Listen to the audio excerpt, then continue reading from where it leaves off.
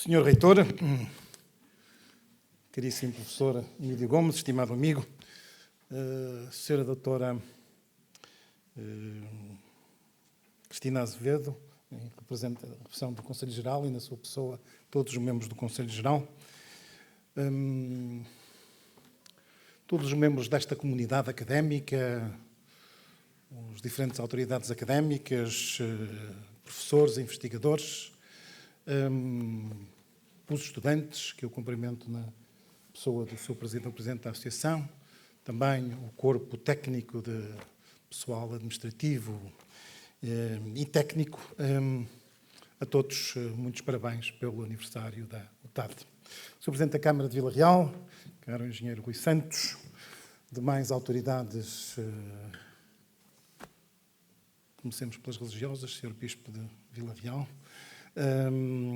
demais autoridades civis, militares e policiais, convidados, minhas senhoras e meus senhores, caras amigas e amigos. É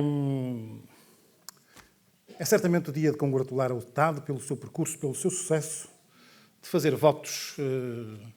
para que esses sucessos continuem de um modo ainda mais expressivo e mais reforçado, porque desse modo, além da afirmação da UTAD, teremos certamente também uma afirmação da região Norte. Quero também agradecer ao reitor da UTAD o honroso convite para esta oração de sapiência, que muito me honra e que procurarei fazer um exercício algo difícil de equilíbrio entre aquilo que o professor Emílio Gomes gostaria de ouvir e aquilo que o Presidente da Comissão de Coordenação consegue dizer neste momento. Minhas senhoras e meus senhores, é sobre o conhecimento que vou ter o prazer de vos falar, sobre o conhecimento e educação nos desafios do desenvolvimento com que as nossas sociedades de hoje estão confrontadas. Para isso, falar-vos-ei também do modo como a Universidade, ao longo do tempo, se relacionou com este conhecimento. Conhecimento que, nas palavras de José Saramago, une cada um consigo mesmo e todos com todos. Conhecimento é, de facto, talvez o projeto mais importante da humanidade, cuja procura é inerente ao humano e ao seu percurso civilizacional. Corresponde ao pleno dos saberes e das experiências adquiridas, ou seja, ao património imaterial da humanidade, incluindo pensamentos, criações, invenções, nas diferentes dimensões das ciências, das artes, das tecnologias e também das práticas. Embora seja um bem de fruição pessoal e de desenvolvimento da pessoa humana, consubstancia-se, e diria cada vez mais, na sua partilha, divulgação e aplicação e nos saberes que lhes estão associados, sejam de natureza mais teórica ou mais aplicada. Esta é uma discussão antiga. De facto, já na antiga China, Confúcio teria dito que a essência do saber consiste em aplicá-lo. De facto, o conhecimento tornou-se uma ferramenta de afirmação profissional e de competitividade entre empresas, instituições, cidades, regiões e países. O conhecimento é um bem que precisa de ser simultaneamente divulgado e protegido. Divulgado para ser fruído intelectualmente e potenciar o tal progresso e desenvolvimento, protegido para alimentar estratégias de Estados ou de empresas, assegurando vantagens competitivas. De facto, o conhecimento foi fogo, foi roda, foi ferro, foi bronze, ou no poema de Gedeão foi ilustração, televisão, desembarque em foguetão na superfície lunar. Hoje, provavelmente, é quantum, genética, espaço sideral, mas é também coisas mais próximas de nós, como envelhecimento ou como sustentabilidade. Este percurso teve avanços sem precedentes ao longo do século XX. O ensino generalizou-se e o conhecimento tornou-se um bem de fácil acesso. A massificação do ensino superior resultou de políticas públicas adotadas por um número cada vez mais de países, facilitadas pelas tecnologias de informação, qual novo paradigma de desenvolvimento centrado no saber, na criação e na geração de valor pela inovação. Num mundo cujo conhecimento transformou numa aldeia global, do old is flat, famoso livro nesta área de Thomas Friedman, de 2005, é possível escolher vários caminhos e, sobretudo, as universidades devem escolher vários caminhos. Mas terão necessariamente sempre que assentar na centralidade da educação. Nos últimos 40 anos, ou nos últimos 50 anos, talvez, passamos de um conhecimento que era guardado em bibliotecas, onde alguns com a minha idade iam quase em peregrinação, depois às fotocópias e aos meios de reprodução, à internet e ao saber à distância de um clique de um computador, e hoje às comunicações de alto débito e à inteligência artificial, e temos quase tudo disponibilizado num telemóvel, ou seja, na palma da mão. São bem claras e conhecidas as correlações entre conhecimento e indicadores de desenvolvimento. Por exemplo, o IDH, o Índice de Desenvolvimento Humano das Nações Unidas, é usado para classificar anualmente os seus países-membros a partir de uma estatística composta entre dados que incluem expectativa de vida ao nascer, educação e PIB per capita, e sendo este indicador, este número, confrontado com os níveis de educação de uma sociedade ou do seu investimento em investigação. Também não nos restam dúvidas sobre o papel do conhecimento nos avanços notáveis do século XX e dos últimos anos, dos primeiros 2 décadas deste nosso XXI, traduzidos na melhoria generalizada de bem-estar das populações dos países mais desenvolvidos, onde o conhecimento germinou e foi melhor utilizado. E as casas do conhecimento, as universidades, são atores fundamentais e essenciais deste processo, importando rever o seu percurso neste domínio. De facto, a universidade constitui uma das instituições das nossas sociedades com maior capacidade de afirmação no longo prazo. Pelo menos tem sido até agora. Ao longo da história tem sabido adaptar-se criativamente às sucessivas mudanças com que foi sendo confrontada, tendo atuado também, por vezes de forma decisiva, como agente dessas transformações. A universidade organizou-se desde o início em torno de áreas de saber, no âmbito dos quais consolidava conhecimento e desenvolvia atividade de ensino. As áreas em que se foi organizando foram formatando e foram formatadas pelas alterações das relações entre essa universidade e a sociedade. Assim, na Idade Média estavam organizadas em torno da medicina, do direito e da teologia, concentrando-se no estudo de autores antigos, Aristóteles, Hipócrates, Galeno, muitas vezes mediados por autores canónicos, como é o caso de Santo Agostinho. A Revolução Científica do século XVII, de que Isaac Newton é o expoente e Francis Bacon terá sido talvez o seu principal precursor, bem como obras dos filósofos Spinoza ou Locke, implicaram mudanças significativas na visão do mundo. Depois, o espírito das luzes, movimento cultural assente no valor da razão, com grande expressão na Europa do século XVIII, acarretou uma progressiva relevância das ciências físicas e naturais que conheceram, ao longo dos séculos XVIII e XIX, um grande desenvolvimento com enormes implicações na organização dos saberes das universidades. Por outro lado, as mudanças socioeconómicas desencadeadas pela Revolução Industrial, ao longo da segunda metade do século XVIII e depois no século XIX, sustentaram igualmente uma cada vez maior atenção ao conhecimento científico e às suas aplicações. Também no plano político, a construção dos Estados-nação, processo que se acentua a partir dos finais do século XVIII, encontrou aqui, nas universidades, um alicerce importante na identificação de marcas de pertença a comunidades com história própria, com cultura específica e uma língua que procuraram para lhe conferir identidade. A construção deste corpo ideológico beneficiou, em grande medida, da produção intelectual no âmbito das humanidades, que, por isso, ganharam particular relevância cultural e educativa. A busca do que é próprio de uma comunidade carecia de dispositivos de leitura e resultados intelectuais que só as universidades podiam disponibilizar. Olhadas nesta perspectiva, as universidades surgem como instituições muito sensíveis àquilo que no plano intelectual, das ideias e das mentalidades, mas também ao plano da política, da sociedade e da economia, e a tudo que nestes contextos ia acontecendo em redor da universidade. Nos últimos 2 séculos, de facto, a universidade como instituição conheceu, é certamente uma análise redutora, mas nos últimos 2 séculos a instituição conheceu 2 momentos de reconfiguração determinantes no quadro da sua vinculação mais ou menos direta à construção do aparelho do Estado. Refiro-me à assunção de um papel relevante como entidade de formação de profissionais, o chamado modelo napoleónico, a École des Arts et Métiers, e a valorização da interpretação crítica do mundo, um modelo associado à fundação da Universidade de Berlim, que na concepção do seu principal criador, von Humboldt,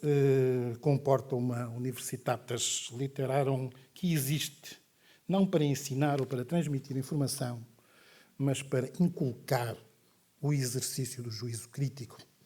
assumindo um princípio que veio a revelar-se perene, e ainda hoje muito importante, da universidade que associa no cumprimento da sua missão o ensino e a investigação.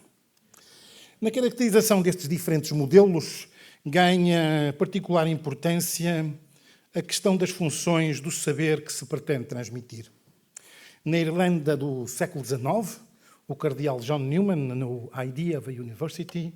perspectivou-a como uma comunidade ou uma assembleia de homens cultos e, tendo por base o modelo de Oxford, concebeu uma universidade liberal em que a cultura tem uma função unificadora, como a razão em Kant, e em que o conhecimento, o knowledge, é uma razão em si mesmo. Já para Ortega y Gasset, filósofo espanhol da segunda metade do século XX, a universidade deve estar aberta aos problemas da sociedade e ser capaz de, e cito, receber o homem médio e transformá-lo num homem mais culto. Na altura, era só o homem, hoje, de facto, devemos acrescentar a mulher também. Este debate continua hoje, intenso em todo o mundo, continua a fazer eco das questões essenciais em torno da missão da universidade, dos saberes que ela deve difundir, da relação entre esses saberes, de quem a deve frequentar,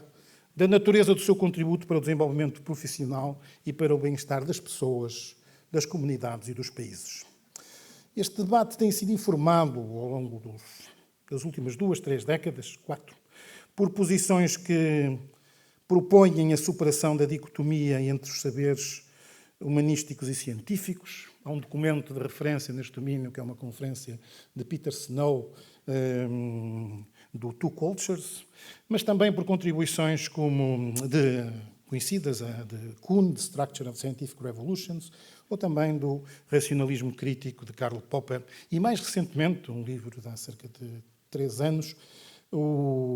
A Invenção da Cultura, de David Wharton.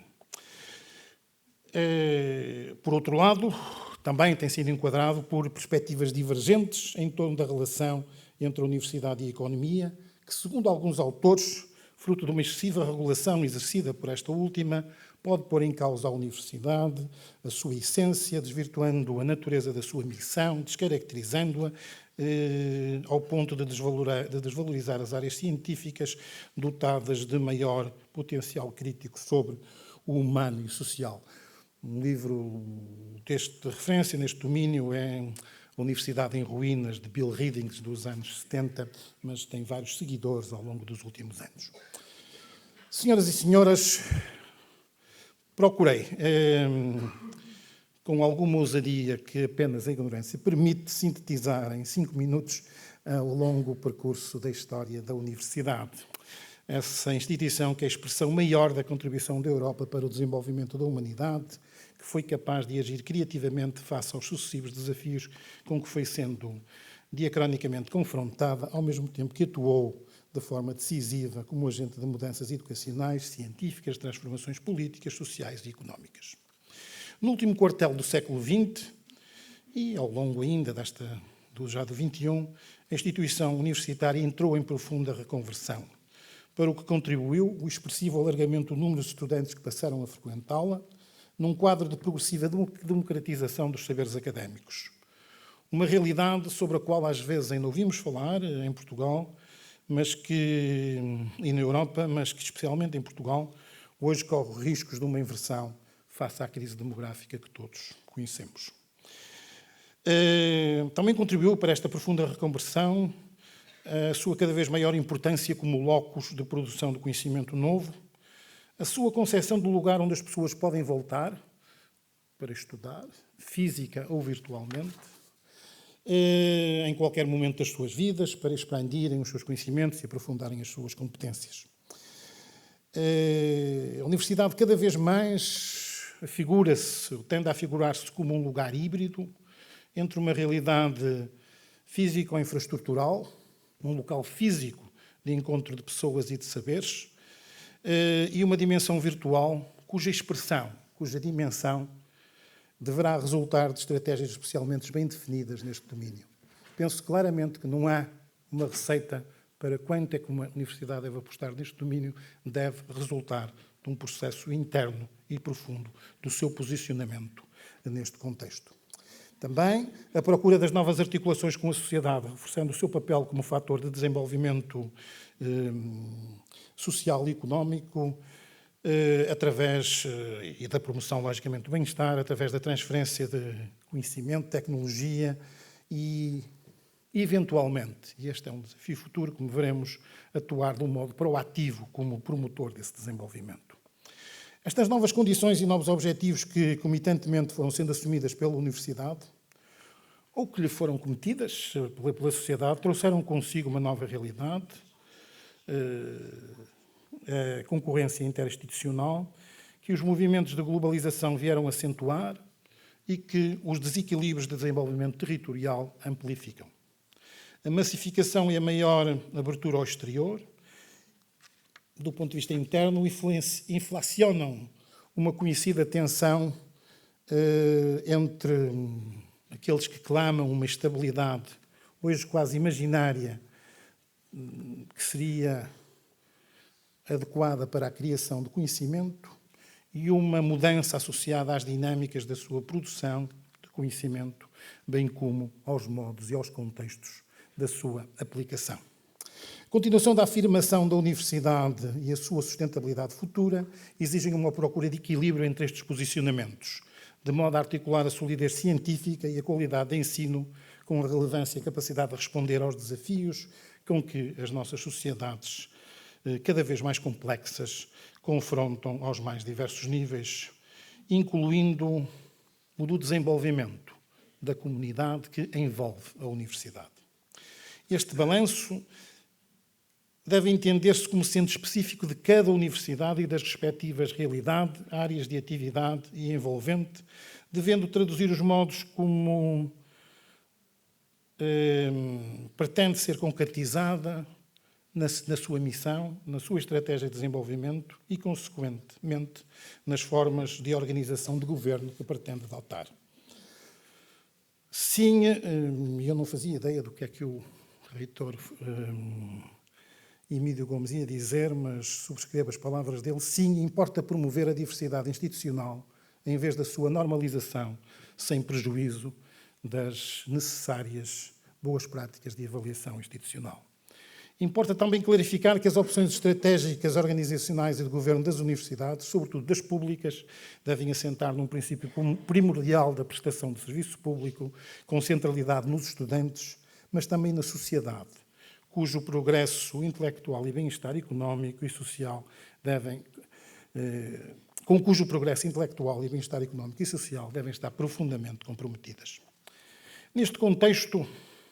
recorrerei a um artigo de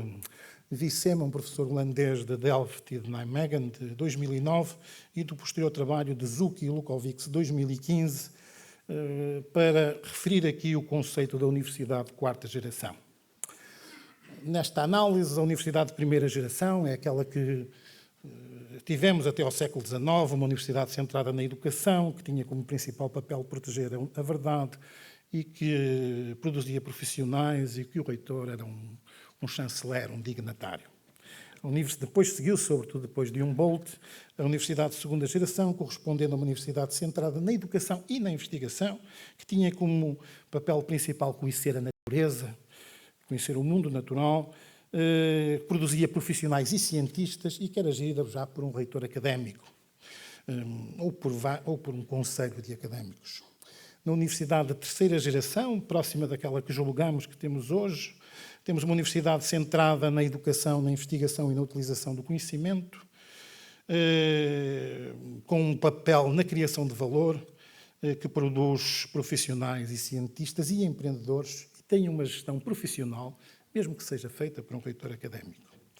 Na quarta geração, na tal universidade de quarta geração, é uma evolução da terceira, centrada na criação de valor, mas tem também por objetivo moldar proativamente a sua envolvente, socioeconomicamente, ou seja, ser o motor de desenvolvimento económico. Certamente que temos bons exemplos neste domínio, certamente que sabemos das muitas histórias de sucesso que temos em Portugal, certamente que sabemos o que a UTAD fez na criação de enólogos que mudou o setor do vinho a nível nacional, certamente que sabemos como entidades ligadas à Universidade do Porto, nomeadamente o INES e o INESC, transformaram a indústria de calçado e potenciaram o setor das indústrias renováveis. Certamente que sabemos o sucesso da parceria entre a Universidade do Minho e a Bosch, que contribui decisivamente para que Braga seja a cidade com o maior crescimento demográfico da região norte e uma das do maior do país na última década. Também temos estudos de referência sobre boas práticas a este título, e, por exemplo, um estudo da EUA, European University Association, de 2019, The Role of Universities in Regional Innovation Ecosystems, identifica a Universidade do Minho como uma boa prática neste domínio. Também um projeto, penso que ainda em curso, um projeto Horizon 2020, o projeto RUNIN, The Role of Universities in Innovation and Regional Innovation, analisa as boas práticas neste domínio a nível europeu, incluindo as da Universidade de Aveiro, que é parceiro deste projeto, além de fornecer bons elementos para a construção de políticas públicas neste domínio. Mas o tal desafio da universidade com capacidade para ser transformadora e indutora e proativa e motor de desenvolvimento é muito mais do que boas práticas, exige estratégias institucionais assumidas institucionalmente do modo mais alargado possível e também assumidas por toda a comunidade universitária. Esperemos que no atual contexto de revisão do RGES, a conhecida Lei 62 de 2007, que está em curso, permita uma evolução positiva nesse sentido. Temo que este processo, ou infelizmente temo que este processo acabe por ser aprisionado por lógicas corporativistas que têm vindo a ganhar espaço nas agendas dos Conselhos Gerais e a limitar a incontornável necessidade de as instituições de ensino superior pensarem estrategicamente o seu futuro. Penso, e digo isto aqui com muita frontalidade, que o caminho é de termos mais membros externos no Conselho Geral e não o contrário, não porque os membros externos sejam mais inteligentes que os membros internos, mas que os membros externos trazem visões novas para a universidade e estão mais salvaguardados dessas lógicas corporativistas que sempre acabam por acontecer. Tentando convergir para as minhas notas finais sobre esta temática de uma universidade num território, não deixo de referir que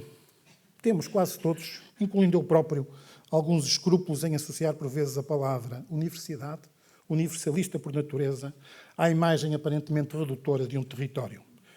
Mas é nos territórios que as coisas acontecem, é nos territórios onde as pessoas vivem, onde trabalham, onde convivem e onde morrem. Talvez as universidades que conheço com maior impacto regional, que moldaram totalmente a sua envolvente territorial e algo que são exemplos a nível mundial, são o MIT e a Caltech, e nem por isso deixaram de ser universidades e têm esse impacto territorial brutal. A este propósito, importa de facto notar dois paradoxos. Desde já o paradoxo da irrelevância da universidade. A Casa do Conhecimento, a universidade, pode de facto sucumbir à vertigem do conhecimento e aos modos como ele hoje é disponibilizado. A universidade, se for apenas um repositório do conhecimento que se encontra facilmente noutros sítios e que ensina através de aulas tradicionais, que também muitas vezes se encontram com melhor qualidade em diversas plataformas eletrónicas, está necessariamente ameaçada. A universidade tem que ser, seja na grande metrópole, mas também, sobretudo, nas cidades médias, um lugar onde existe conhecimento diferenciado.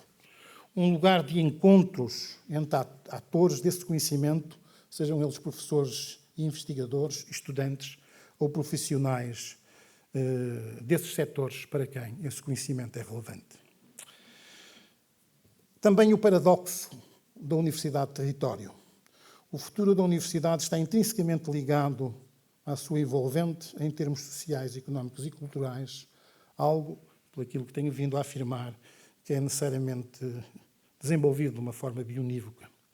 Em alguns casos, como referido, esperem-se da Universidade ou da instituição de ensino superior que seja o motor de desenvolvimento regional. Esta ideia é atrativa ao primeiro olhar, é empática,